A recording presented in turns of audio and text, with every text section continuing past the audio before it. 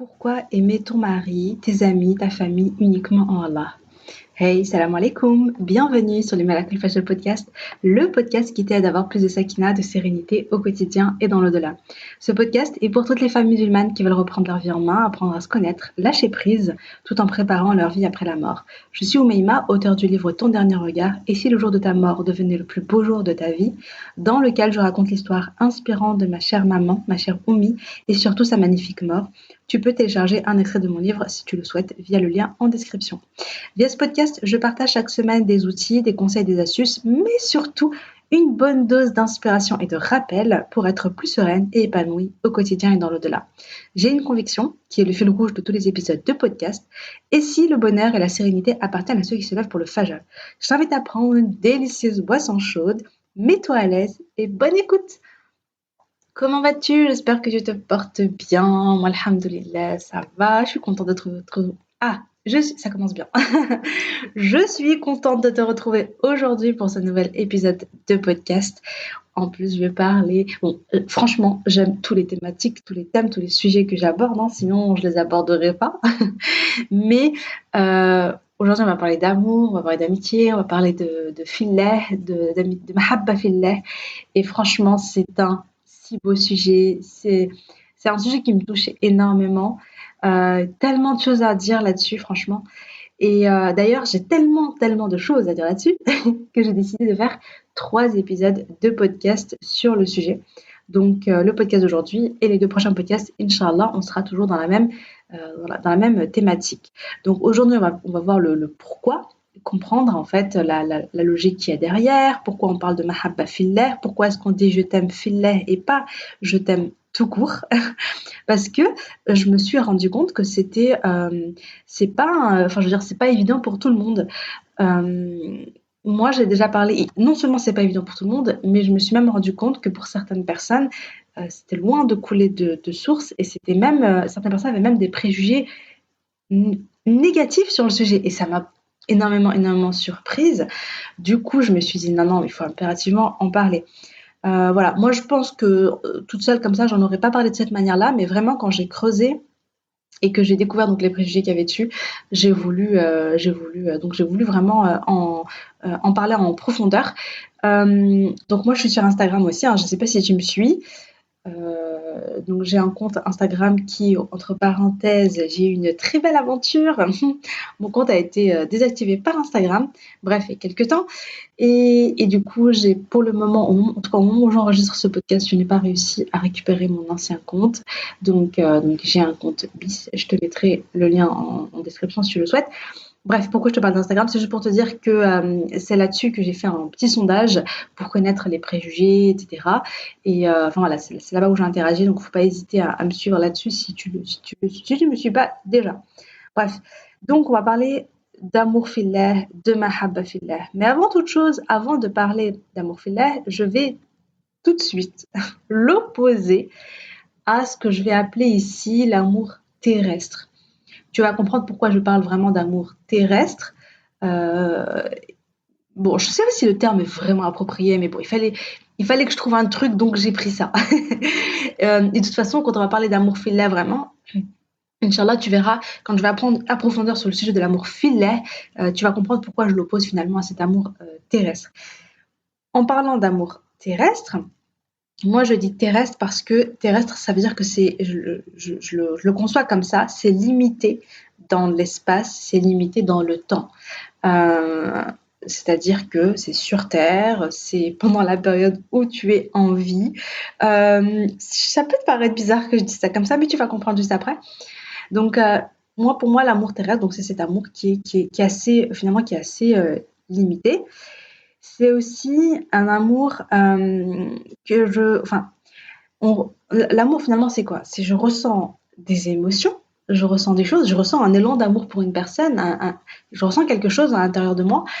Et c'est ce qui fait que, du coup, mon comportement, cet amour, cette émotion va influer sur ma manière de me comporter, ça va changer quelque chose en moi, ça va changer ma relation avec l'autre, et ça va me pousser finalement à avoir un certain comportement, à avoir certaines paroles, à avoir des pensées, etc. Euh, qui sont donc directement influencés par cet amour, par cette émotion que moi je ressens. Donc j'agis avec l'autre parce que je ressens ces émotions-là. Et donc, bizarrement, ça va te sembler bizarre ce que je vais dire, mais du coup, j'aurais tendance à dire que c'est un amour qui est assez égoïste. C'est pas négatif ce que je suis en train de dire, hein, je suis pas en train de dire que voilà, mais je dis que c'est un amour égoïste dans le sens où je ressens cette émotion et donc j'agis par conséquent, j'agis voilà voilà cause à effet, je ressens ça donc j'agis de cette manière-là. Du coup, c'est égoïste dans le sens où ça me concerne moi et ça me concerne mes émotions à moi, etc. Du coup, voilà, donc c'est un peu un je t'aime, donc je me comporte bien avec toi, etc., etc. Le risque qui se cache derrière et pourquoi il y a ce côté égoïste, c'est dans le sens où le risque, c'est si j'arrête de t'aimer, si je ne t'aime plus, ou si mes sentiments envers toi changent, voilà, si les sentiments que je ressens changent, eh bien, le risque, c'est que mon comportement change aussi, parce que mon comportement donc venait de mes émotions là. Bon, voilà, je sais pas si ça te parle, je sais pas si tu es d'accord avec moi d'ailleurs. Là, vraiment, c'est un podcast très, voilà, hein, bon, je suis pas philosophe, je suis pas, je partage vraiment comment moi je le ressens, comment moi mon opinion là-dessus, voilà. Et voilà, peut-être que j'ai tort, hein, donc. Mais j'ai envie que tu écoutes tout, même si tu considères que j'ai tort, j'aimerais bien que tu écoutes tout l'épisode de podcast avec une petite ouverture d'esprit, en se disant bon, on va voir ce qu'elle veut dire par là, c'est tout Meïma, on va voir voilà, découvrir un peu tout ce que je pense là-dessus. Donc, c'est un amour qui est donnant-donnant, c'est-à-dire c'est un amour qui est plein d'attentes. J'attends quelque chose, même si ce que j'attends, c'est juste un merci, un je t'aime aussi, même si ce que j'attends peut-être voilà, de l'amour également de l'autre personne. Je veux recevoir son amour à elle. Je veux que l'autre personne me prouve son amour. Comme moi, je cherche avec mon comportement, etc., je lui prouve le mien. J'attends que l'autre me prouve le sien. Je veux que l'autre soit reconnaissante, soit heureuse, etc. Je veux que parfois même, donc je vais offrir quelque chose, je vais rendre un service, etc. Et j'attends la même chose de la personne. Je suis présente pour l'autre, donc j'attends que l'autre soit présente pour moi, etc. Donc il y a des attentes quand même derrière. Et donc, qui dit attente, il y a également le risque d'être déçu. Je t'aime, j'ai fait ça pour toi, etc., etc. Mais pourquoi est-ce que toi, tu ne me rends pas l'appareil? Pourquoi est-ce que toi, tu n'es pas comme ceci, comme cela avec moi? Donc, c'est un amour qui est, voilà, j'ai des attentes, il y a le risque d'être déçu. Autre chose, là, on va parler vraiment de quelque chose donc, qui est plus grave et voilà, ça arrive pas tout le temps, hein, mais qui a un risque, disons, de cet amour terrestre, c'est que ça peut entraîner de la dépendance affective. J'ai besoin de l'amour de l'autre pour être bien. J'ai peur de la séparation. J'ai peur, je me sens perdue sans l'autre. Mon bonheur dépend de l'autre personne, de son comportement avec moi, de ses paroles, etc. Donc mon bonheur dépend de l'autre. Du coup, ça me rend vulnérable et ça peut me faire souffrir, ça peut me faire profondément souffrir. Ceux qui sont vraiment dans la dépendance affective, donc que ce soit dans le couple, que ce soit dans des amitiés, etc., ça crée vraiment quelque chose de pas très sain et ça entraîne un déséquilibre dans le couple et ça entraîne beaucoup de souffrance et beaucoup de culpabilité de l'autre. Enfin, ça s'entraîne plein de choses pas du tout positifs et c'est vraiment pas ce qu'on veut. Plus grave encore, bon, voilà, c'est que c'est un amour qui finalement ne te rapproche pas d'Allah. En fait, c'est un amour qui est juste horizontal. L'amour terrestre, c'est l'amour, c'est la relation, c'est l'émotion qu'il y a entre moi et telle personne. C'est ce que je ressens entre moi et l'autre personne. Finalement, c'est quelque chose de très très horizontal et finalement, Allah subhanahu wa ta'ala n'entre pas dans l'équation. C'est-à-dire que je t'aime, je fais ça, donc je fais ça, je t'aime, donc je ressens ça, donc je suis comme ça avec toi. Mais à aucun moment, il n'y a d'horizontalité, il y a un lien avec Allah subhanahu wa ta'ala. C'est comme si Allah subhanahu wa ta'ala, voilà, on ne le met pas, on ne le fait pas rentrer dans cette relation-là. Allah subhanahu wa ta'ala, enfin, on n'entre pas du tout dans l'équation, hein, voilà. Et du coup, ce qui fait que ça peut même, pire, ça peut même t'éloigner d'Allah subhanahu wa ta'ala parce que ton cœur se remplit d'amour pour la personne et peut délaisser finalement l'amour d'Allah, l'amour pour Allah. Ton cœur tes pensées peuvent vraiment être tellement focus sur l'autre personne, etc., que tu peux en oublier finalement Allah subhanahu wa ta'ala. tu es tellement en train de chercher à plaire à l'autre, à faire des choses pour l'autre, parfois à te sacrifier pour l'autre, à faire tout ça, que tu oublies d'agir pour Allah presque. Tu vois, t'es plus en fait dans cette dynamique de je cherche à plaire à Allah, je cherche l'amour d'Allah. En tout cas, quand tu es avec l'autre personne, ça, c'est pas le cas. Or, j'en profite pour partager une phrase que j'avais lue quand j'étais ado et qui m'avait beaucoup marquée. N'oublie pas que le cœur de celui que tu aimes est entre les mains de celui que tu délaisses. C'était un truc qui m'avait fait vachement cogiter à l'époque. Euh, mais on va en reparler un petit peu après de ces émotions, etc. Parce que finalement, euh, le comble, c'est que, c'est que ce que tu ressens là, euh, cette émotion, ce sentiment, eh bien, subhanallah, ça vient d'Allah, subhanahu wa ta'ala. C'est Allah qui permet ce sentiment d'amour dans ton cœur et dans le cœur de la personne que tu aimes. Et c'est Allah finalement qui te donne cet amour. Et, et c'est une responsabilité. Moi, je le vois comme ça. Hein. Après, peut-être que je me trompe, mais moi, je le vois comme ça. C'est Allah qui te donne cet amour. Finalement, c'est une amana, c'est un dépôt, c'est une responsabilité. Comment est-ce que tu utilises l'amour que tu ressens dans ton cœur et comment est-ce qu'il faudrait finalement donc l'utiliser pour Allah, pour te rapprocher d'Allah, l'utiliser dans le bien. Mais on va parler de ça dans 2 minutes. Je voulais faire une petite parenthèse. C'est à propos aujourd'hui à notre époque, avec tout ce qui est Hollywood, Bollywood, les dramas coréens, etc., etc., etc., et les films, et les histoires romantiques, et les livres romantiques, et les Twilight, et tout ce que tu veux, ça nous a fait croire que le vrai amour, eh bien, c'est celui qu'on nous a montré, qu'on nous a projeté, qu'on nous a inculqué à travers donc tous ces scénarios. La vraie amitié, c'est aussi ce qu'on voit dans les films, etc. C'est ses copines. Je sais pas, donc moi, à mon époque, voilà, Cathy Findine, j'aimais trop l'amitié entre les filles. Euh, voilà, Blair, Serena, voilà, Gossip Girl et compagnie. Enfin bref, tu sais, t'as une espèce de. Même si pourtant elle se faisait plein de crasses. Bon, je referme la parenthèse. Ce que je veux dire, c'est que euh, on nous a fait croire, on se rend pas compte, mais on nous a beaucoup formaté sur la manière dont on aime, sur les comportements à avoir quand on aime une personne. Voilà, on se rend pas compte à quel point on est conditionné par tout ce qu'on a vu, tout ce qu'on a intégré dans notre cerveau, mais c'est presque inconscient, quoi.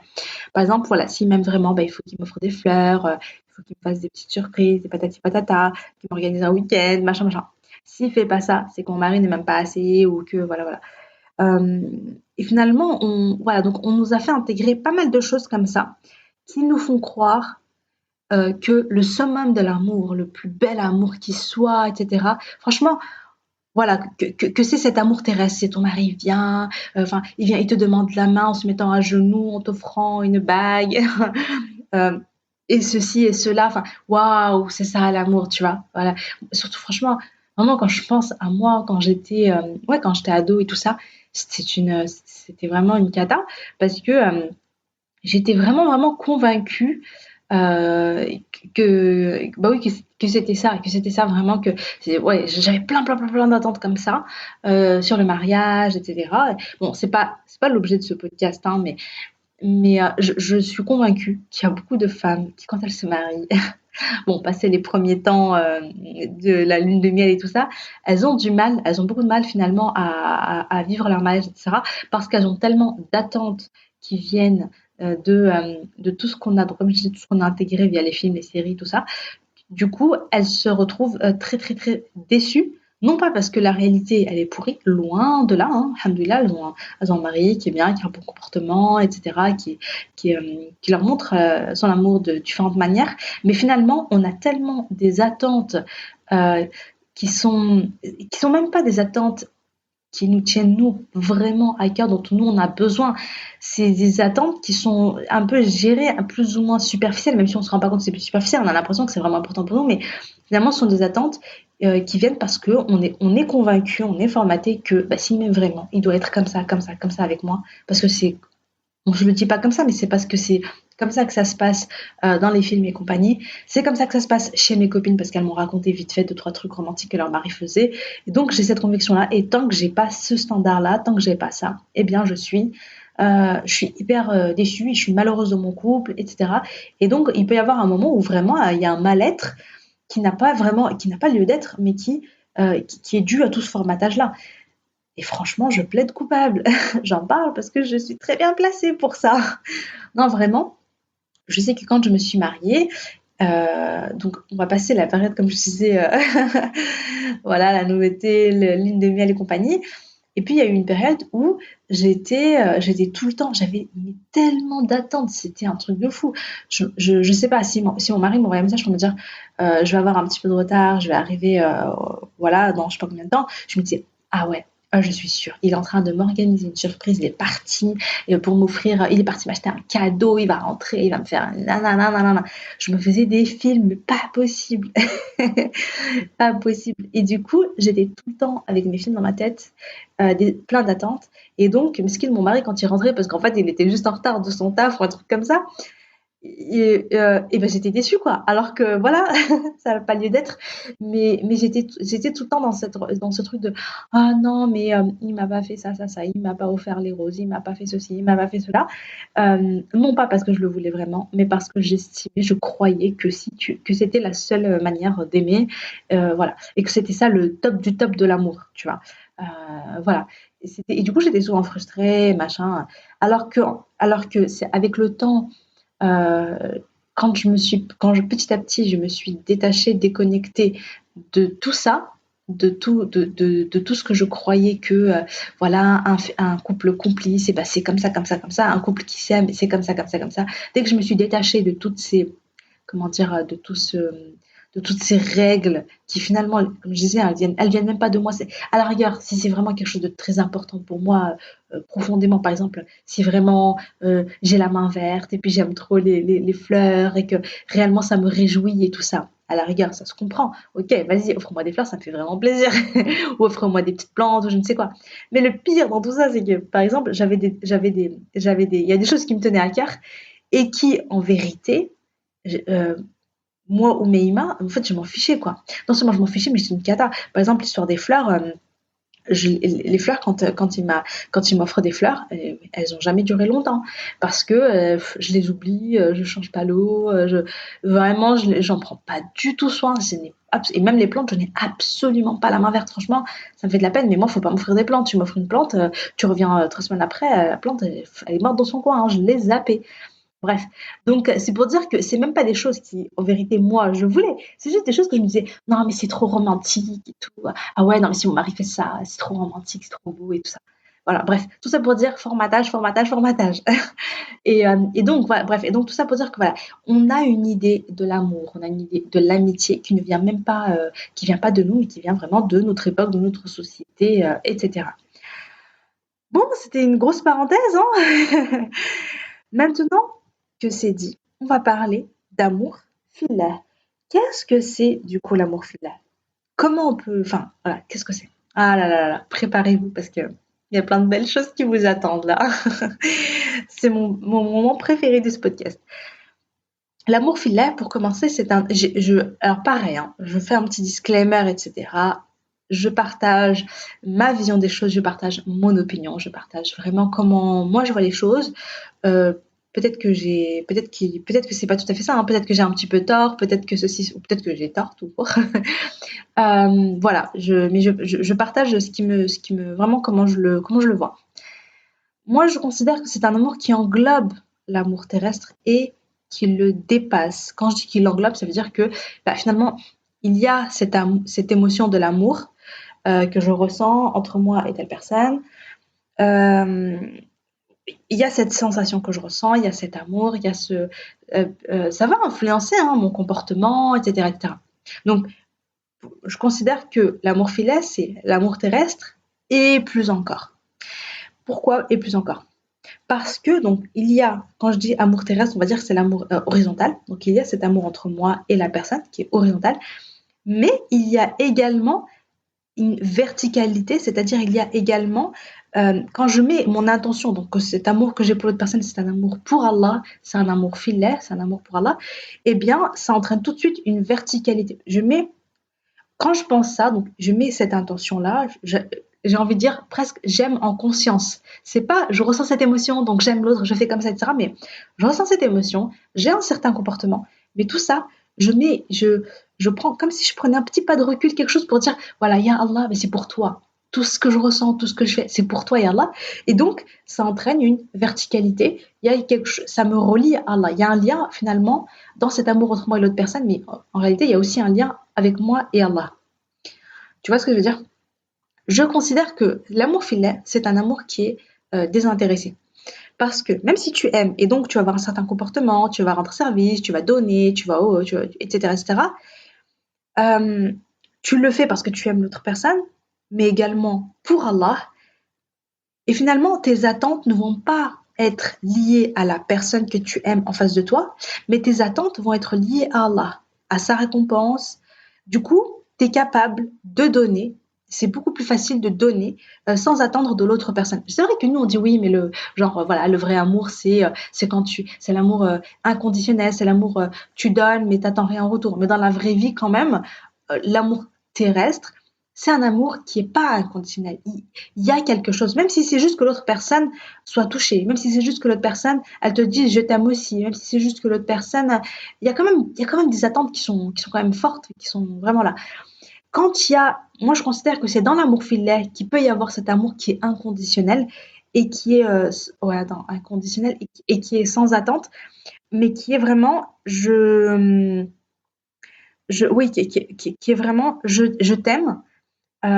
Certes, tu as des défauts, bon, tu as des qualités, tu as des défauts, des fois tu es à la hauteur, des fois tu fais des choses voilà, qui est blessante, etc., parce qu'on est tous humains, on est imparfait, etc., etc. Mais finalement, tu peux aimer de manière inconditionnelle parce que c'est un amour qui est lié à Allah. Et du coup, qu'est-ce que je voulais dire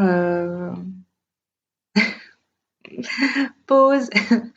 Non, mais voilà, bon, ça va me revenir ce que je voulais dire. Bref, en tout cas, tes attentes sont liées à Allah, du coup, t'as moins d'attentes face à l'autre, t'es beaucoup moins déçu de l'autre, et il y a beaucoup moins de conditions à ton amour, j'ai envie de dire.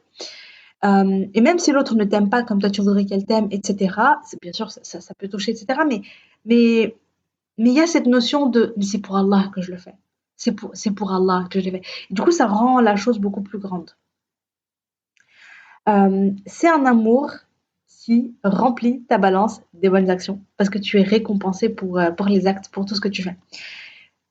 Il y a comme je disais, quand il y a cette émotion d'amour-là, il y a tout ce qui va avec derrière, hein. Il y a le comportement, il y a les paroles, il y a tout ce que tu vas faire pour la personne.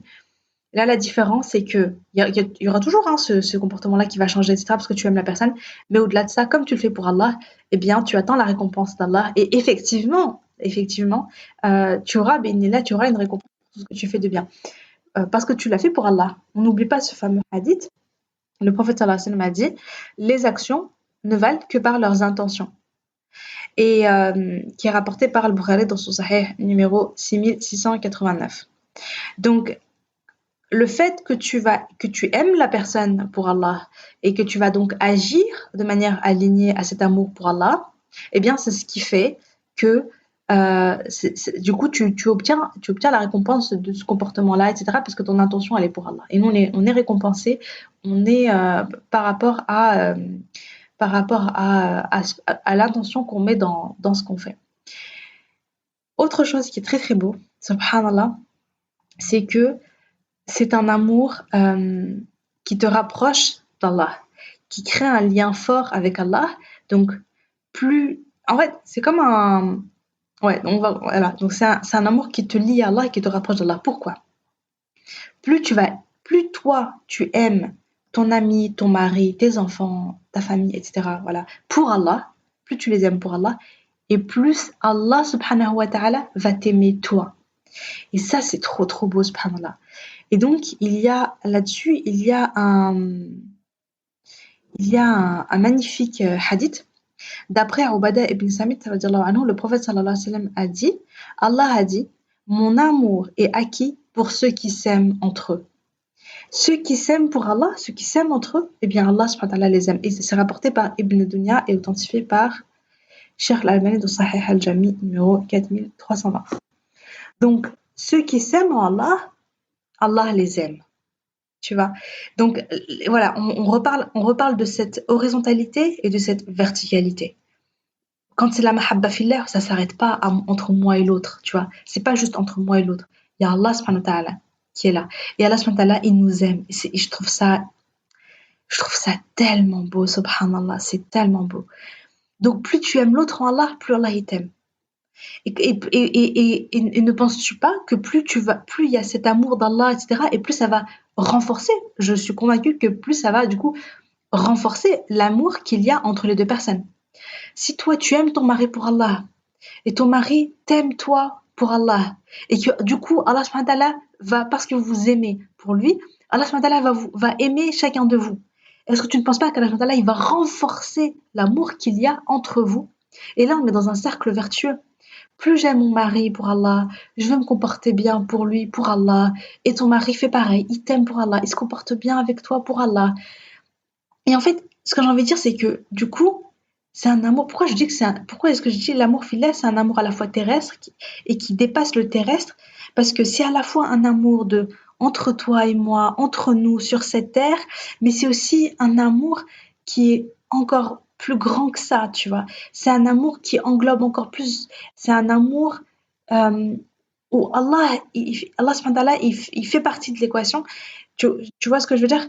Et on est dans un cercle vertueux, on est dans une boucle qui se renforce avec le temps, tu vois? Et ça, et ça c'est magnifique parce que, je sais pas comment dire, comment dire?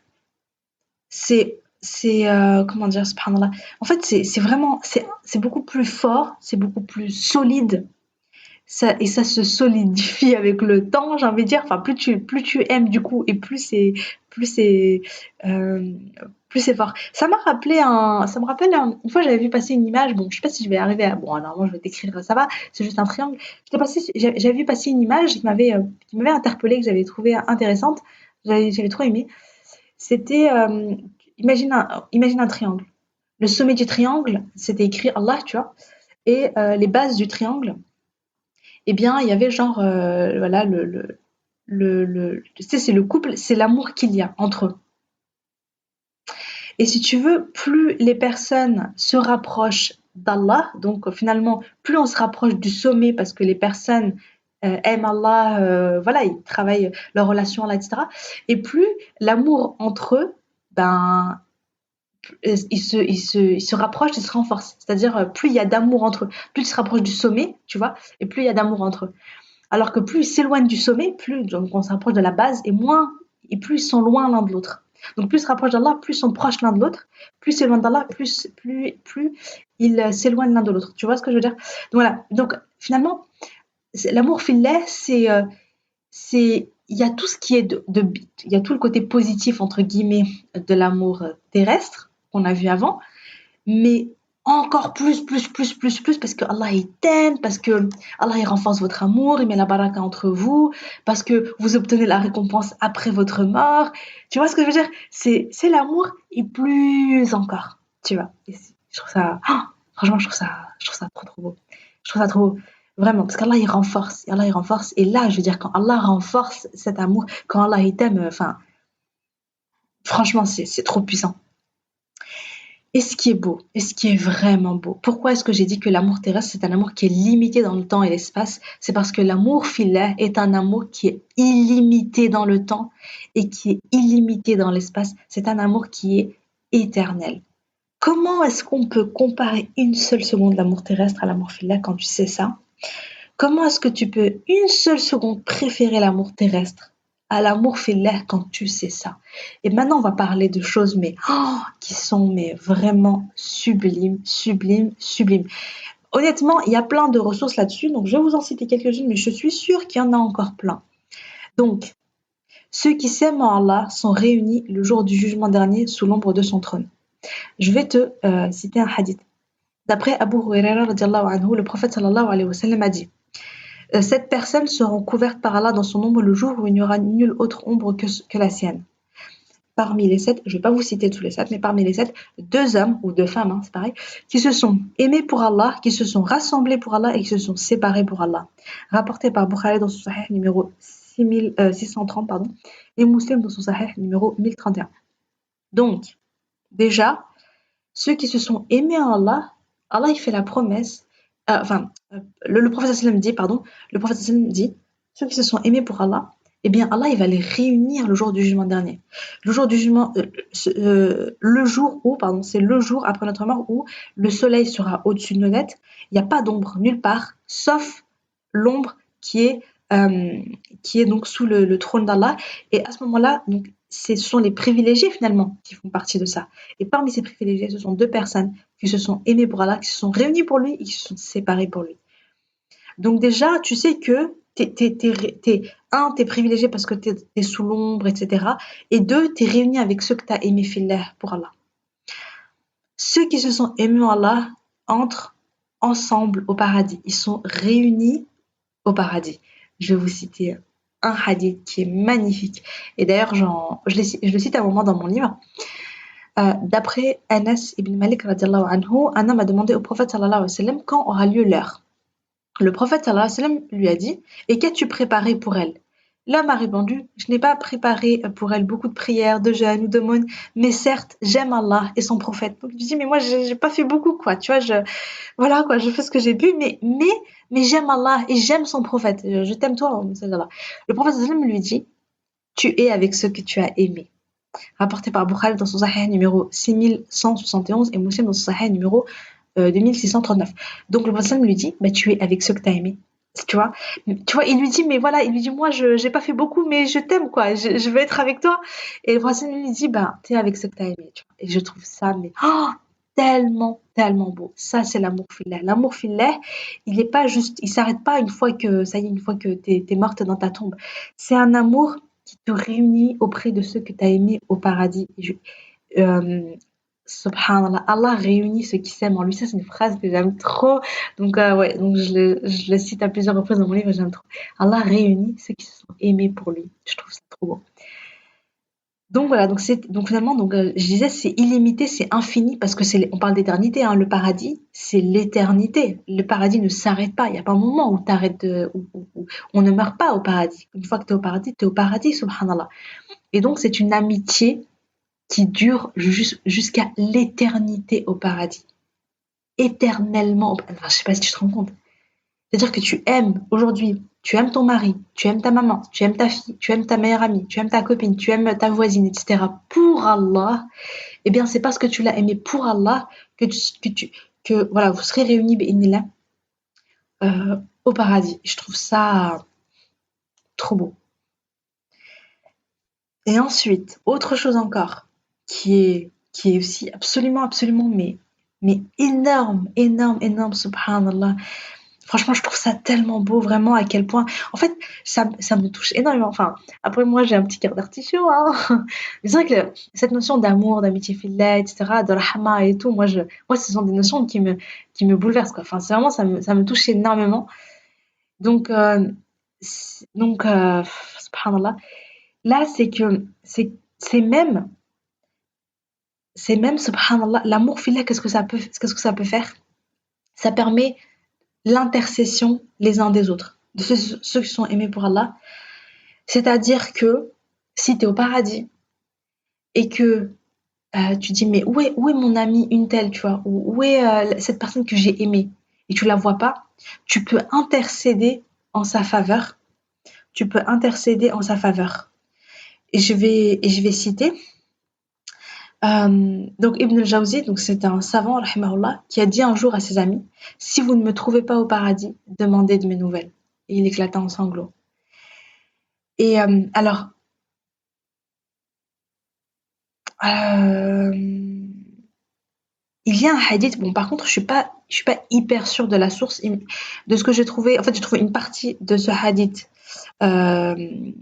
qui est rapporté par Bukhari, Sahih numéro 22, mais j'ai pas réussi à trouver le hadith complet au moment de la source. Bref, c'est une petite parenthèse.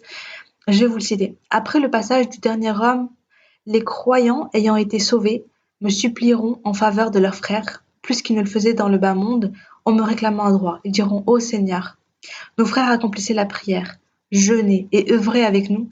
Allah subhanahu wa ta'ala leur dit alors: Allez et faites sortir du feu quiconque a dans son cœur le poids d'un dinar de foi. Subhanallah.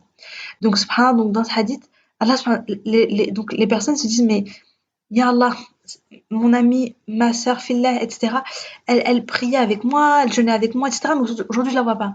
Parce que voilà, on le sait, hein, je veux dire, quand t'as voilà, les musulmans, comment dire, quand t'as commis, par exemple, beaucoup de péchés, ou t'as pas fait de repentir, etc., tu peux passer un moment donc par l'enfer avant d'être sauvé. Et dis-toi, et c'est ça qui est incroyable, subhanallah, c'est que une amitié fillah, elle peut sauver de l'enfer. Une amitié filiale, donc une personne qui va et qui intercède pour toi et qui demande de tes nouvelles et qui te cherche, elle peut te sauver de ça, subhanallah. Et moi, en fait, pourquoi ça me touche trop, subhanallah, parce que quand ma mère, pendant sa dernière nuit, quand Oumi, elle agonisait, et que je passais ma dernière nuit avec elle, eh bien, il y a eu ce moment, vraiment, juste un peu avant que son âme quitte son corps, quand je passais la nuit avec elle, il y a un moment où je la regarde et je lui dis: Oumi, Oumi, je lui dis: Oumi, je t'aime, Oumi, je t'aime, fillah. Oumi, si tu me trouves pas au paradis, cherche-moi, demande après moi. Et, c'était un moment qui était tellement intense, qui était tellement fort en émotion, qui était tellement. Je veux dire, s'il y a un moment dans ma vie où j'ai senti cet amour fillah, c'est vraiment ce moment-là. C'est-à-dire que, bon, je voulais en parler à la fin, mais je vais en parler maintenant. C'est-à-dire que, comment dire, subhanallah, on essaie d'aimer filet. Une fois que tu connais cette notion-là, j'espère à la fin de ce podcast, ça va te donner envie. Ça va te donner envie d'aimer filet. Et d'ailleurs, ça sera l'objet du prochain podcast. Ça va être comment on fait pour aimer filet. On va parler des choses concrètes. Mais voilà, tu poses ton intention, tu fais de ton mieux. Euh, mais bon, t'es jamais sûr d'y parvenir, on va dire. Mais moi, je pense qu'à partir du moment où tu poses ton intention, tu fais les choses et tu renouvelles ton intention régulièrement, alhamdoulilah, Inch'Allah, c'est bon, quoi. Mais voilà. Mais moi, le moment où j'ai vu ma mère agoniser, pour moi, c'est un moment où j'ai ressenti ça. Je sais pas comment l'expliquer, mais j'avais le sentiment que je l'aimais pas juste, entre guillemets, juste, parce que c'est ma maman, parce que c'est pas cet amour, c'était pas, il n'y avait pas que cet amour terrestre, il n'y avait pas que voilà, t'as été ma mère, tu m'as porté une fois dans ton ventre, tu m'as fait grandir, tu m'as fait ceci, cela, donc je t'aime.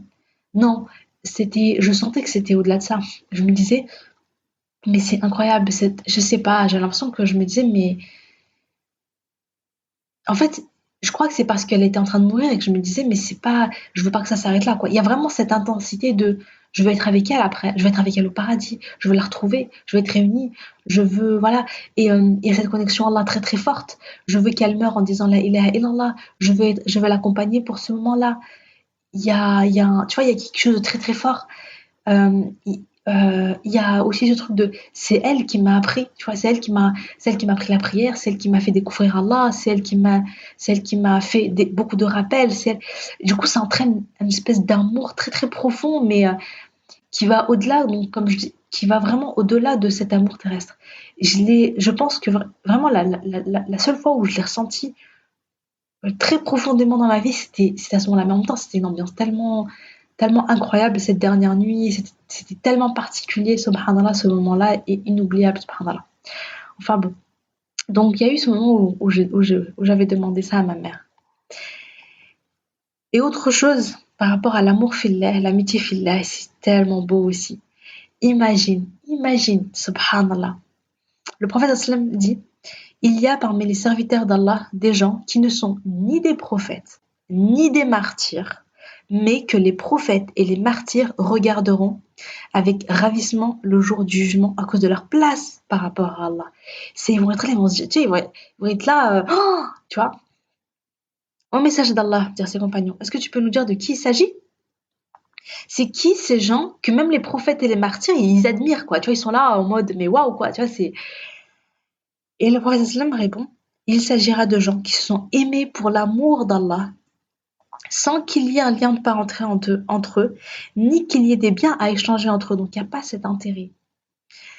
Par Allah, leur visage sera lumière et ils seront assis sur de la lumière. Ils n'auront pas de crainte lorsque les gens craindront et ne seront pas affligés lorsque les gens le seront. On retrouve dans Sunan d'Abi Daoud, numéro 3527. C'est vraiment, vraiment trop, trop, trop beau, subhanallah. Donc des gens ils se sont, j'ai envie de dire simplement, se sont aimés pour Allah, ils se sont réunis pour Allah. Il n'y avait pas d'intérêt derrière, il n'y avait pas oui, je fais ça parce que je veux ça derrière, ou je veux un service, ou j'attends quelque chose, je veux qu'elle me rende l'appareil, je lui ferai un cadeau, je veux qu'elle m'offre un cadeau, voilà, j'ai pensé à elle à ce moment-là, je veux qu'elle pense à moi à ce moment-là. Mais finalement, il y a pas de ça, tu vois, c'est pour Allah, c'est un amour désintéressé. Eh bien, voilà, admirés finalement par les prophètes et les martyrs, et ils n'auront pas de crainte, et ils ne seront pas affligés quand les autres le seront. Subhanallah, c'est un truc de fou. C'est un truc de fou, c'est magnifique. C'est un amour qui te laisse indépendant émotionnellement. Là, on va parler encore d'autre chose. Tout à l'heure, on a parlé donc de dépendance affective. Là, ça te préserve et ça te protège complètement de la dépendance affective. Parce que, certes, tu aimes l'autre, tu fais pour l'autre, tu peux même te sacrifier pour l'autre, mais celui dont tu as besoin plus que tout, c'est pas de l'autre, c'est d'Allah subhanahu wa ta'ala. Et c'est seulement d'Allah subhanahu wa ta'ala. Il y a aussi cette notion de ouais, donc déjà ton bonheur dépend d'Allah uniquement. Tu fais pour l'autre, tu as un bon comportement, et bien sûr tu peux être un peu déçu si la personne n'agit pas comme tu le souhaites et tout, c'est humain, mais c'est pas quelque chose qui va te détruire, te faire souffrir profondément, non, parce que ton intention c'est pour Allah. Tu as relié ton cœur à Allah. Et comme je disais, finalement quand tu as relié ton cœur à Allah, c'est un amour on est dans un cercle vertueux. Plus tu aimes l'autre, plus tu aimes Allah, plus Allah t'aime. Tu vois, il y a vraiment quelque chose de très beau, de très noble là-dessus. Pardon. Et donc, euh, et donc, c'est un amour, moi je dirais, qui te renforce, qui te rend forte, tu vois. Alors que l'autre, la dépendance affective, c'est un amour qui te rend vulnérable et qui te fait souffrir. Là, non, c'est pas le cas. Autre chose, et parlons-en, parce que c'est pas facile, c'est que quand il y a l'amour fillah, eh bien, il y a l'acceptation. Accepter la notion que les autres ne nous appartiennent pas, que leur réaction à eux, etc., qu'on n'a pas de, comment dire, on n'a pas de contrôle là-dessus. Et au-delà de ça, accepter la notion que tout appartient à Allah. La personne, je l'aime, mais elle ne m'appartient pas, elle appartient à Allah. Et que tout retourne à Allah. Et là, en fait, on se protège et on préserve notre cœur. Franchement, tu sais pas, je veux dire, il y a des gens bah, moi j'ai perdu ma maman par exemple. Il y a des personnes qui perdent un enfant, il y a des personnes qui perdent leur meilleur ami, il y a des personnes qui perdent leur mari. S'il y a juste cet amour terrestre, honnêtement, c'est hyper dur. Et moi, vraiment, tout le long, quand ma mère est morte, Allah yarhamha, il y a une chose que j'arrêtais pas de me dire, c'est vraiment, c'est que je me dis, parce que même si j'étais en souffrance, et j'ai beaucoup souffert, mais je me disais, Ya Allah, parle-moi de la retrouver au paradis, Ya Allah, fais qu'il y ait des belles retrouvailles, Ya Allah. Et tu vois, tout ça, eh bien, ça m'aidait énormément, ça m'a aidé dans mon deuil, ça m'a aidé à accepter, à me dire, voilà, moi, j'ai l'espoir de la revoir un jour. Euh, tu vois, ça aide, ça met du baume au cœur, ça soulage, ça apaise, ça permet de lâcher prise, ça permet d'accepter, ça rassure, ça apporte tout ça. Et le fait de se dire finalement, voilà, comment dire, l'amour filet du coup protège ton cœur et fait en sorte que même si tu souffres, eh bien au bout d'un moment ça devient supportable et que tu vois ce que je veux dire, c'est-à-dire que tu es quand même assez forte, tu te relèves, tu peux te relever. Et alors que quand il y a pas ça, oh là là, franchement, j'imagine même pas. Franchement, j'imagine même pas. Quand t'as même pas ce truc de te dire, je la retrouve au paradis et tout, c'est là où c'est vraiment, vraiment, c'est vraiment, vraiment dur. Donc, euh, donc c'est un amour quand même qui te renforce et c'est un amour qui protège ton cœur. Autre chose, Allah a élevé l'amour fillah.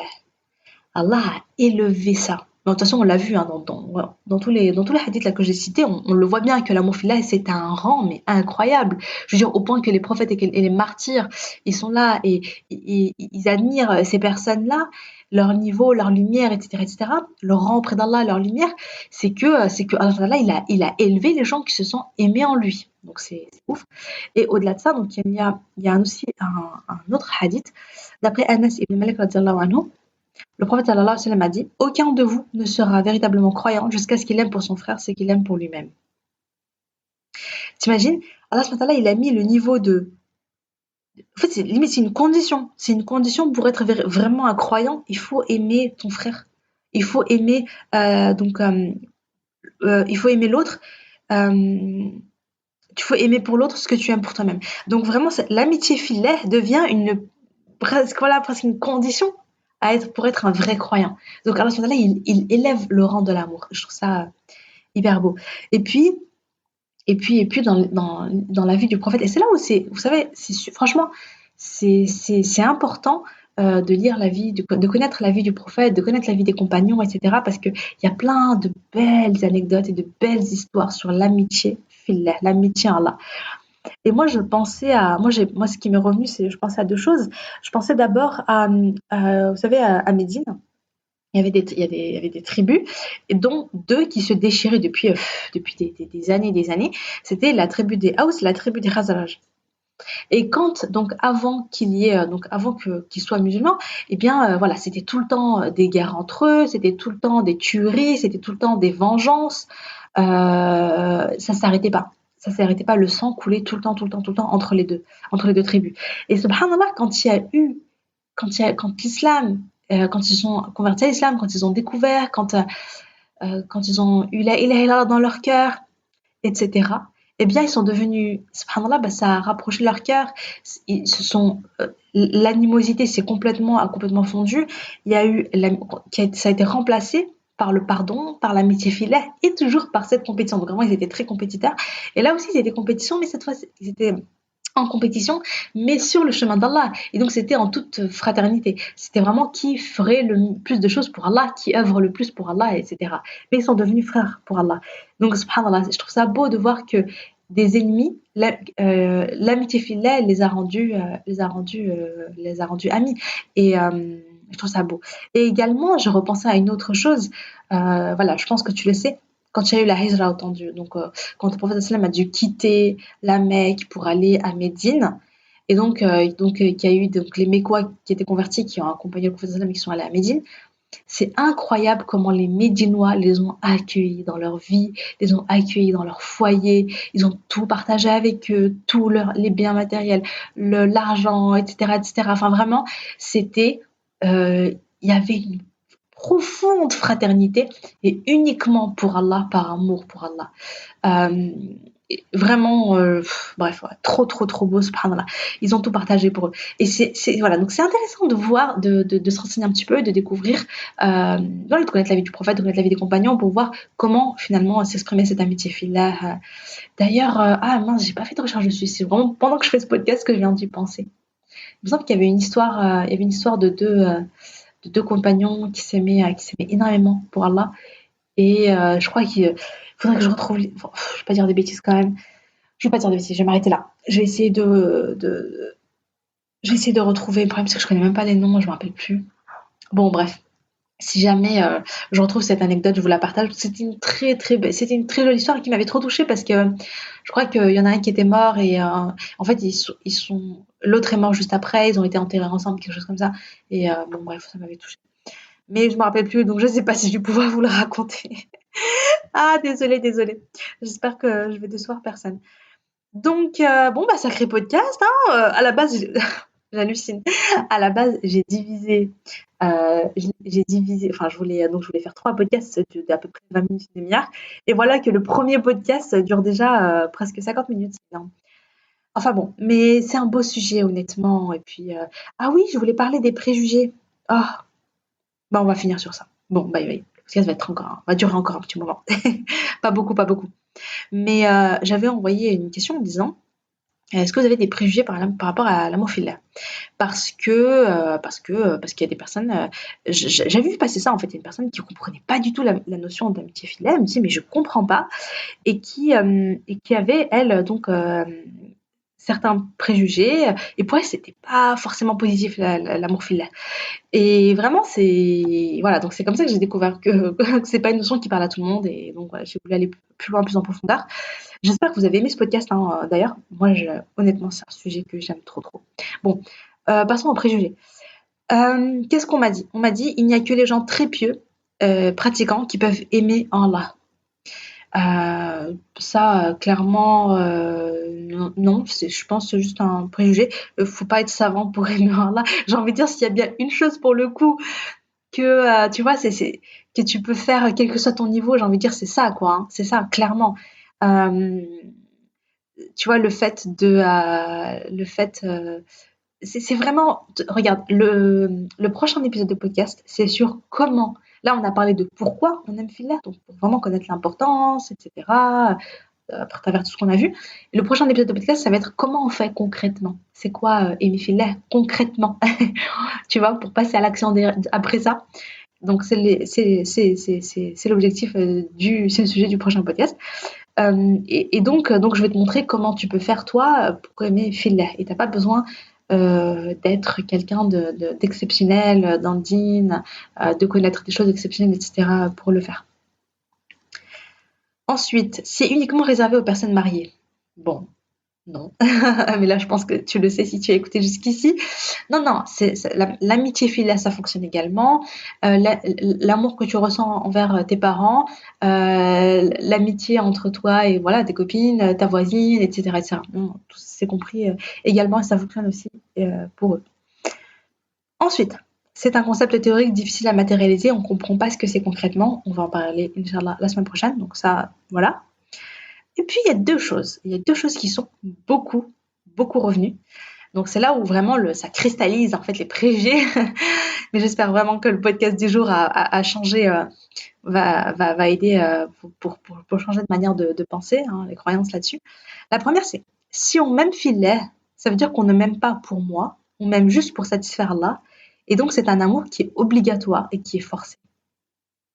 Ah là là. Beaucoup pensent ça. Si elle me dit beaucoup pensent que c'est mieux finalement de dire je t'aime, que c'est beaucoup plus généreux de dire je t'aime que de dire je t'aime fillah, et que si tu dis je t'aime fillah, ça veut dire que en fait je t'aime juste pour Allah entre guillemets et que sans ça je t'aimerais pas et que du coup je me force à t'aimer juste pour Allah. Bon, hein, voilà, hein, ça fait 40 minutes plus que j'ai parlé de ça. J'espère que tu as changé d'état d'esprit là-dessus si toi qui m'écoutes tu penses ça. Parce que au contraire, ça veut dire, moi je le vois comment, c'est je t'aime tellement que je veux être avec toi au paradis. Pour moi, c'est ça. Je t'aime tellement que je veux que notre amour nous rapproche d'Allah pour qu'on soit ensemble au plus haut degré du paradis, pour qu'on soit réunis sous l'ombre de son trône. Tu vois, pour moi, c'est ça. Je t'aime tellement que je veux pour toi le Firdaus, tu vois. Tu vois ce que je veux dire?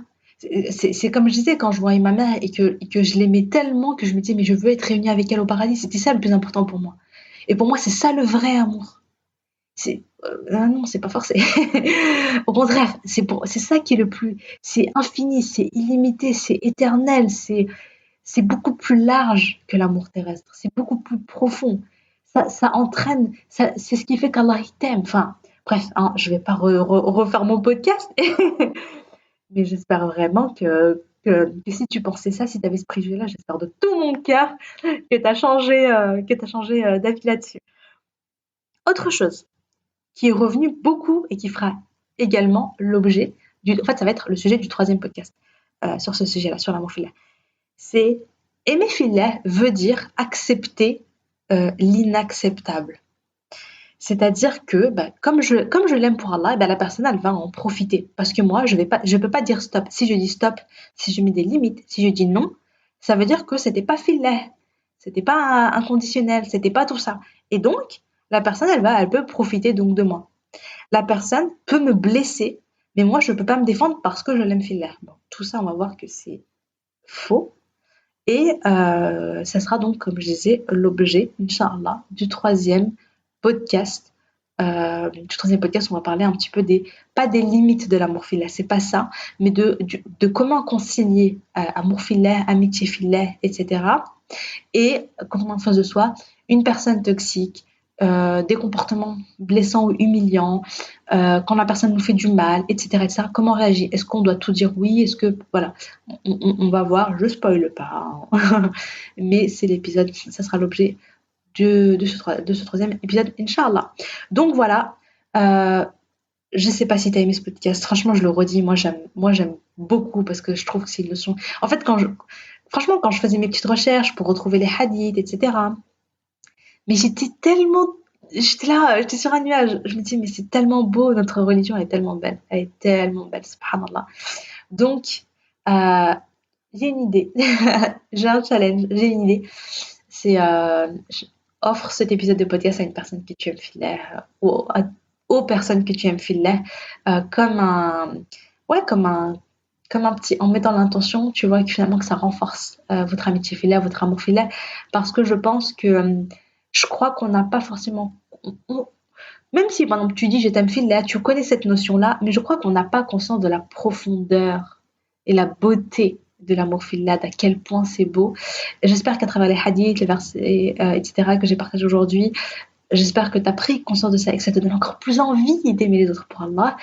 Et si c'est le cas, donc, eh bien, vraiment partage, comme ça l'autre personne aussi, elle découvre tout ça et qu'elle ait elle aussi envie d'aimer encore plus pour Allah. Et ça fera un joli cycle positif, plein d'amour, Inch'Allah.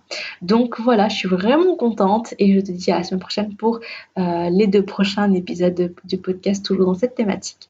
Prends soin de ta ma sœur et à bientôt, Inch'Allah. Salam alaikum.